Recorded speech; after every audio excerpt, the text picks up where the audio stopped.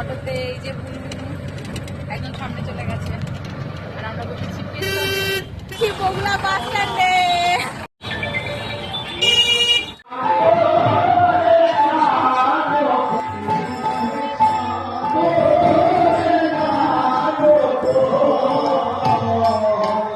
বিরিয়ানি চলে এসেছে গাইজ, এই দেখো। আর এই যে সবকটা জিপ দিয়ে এখন ঝোল পড়েছে বিরিয়ানি দেখে। চলে এসেছি বগুড়া স্টেশনে। এই অনেকক্ষণ ধরে বসে আছি গাইজ, ট্রেন এখনো আসছে না, তো আমরা এখন ট্রেন ধরে যাবো ভাইনাতে।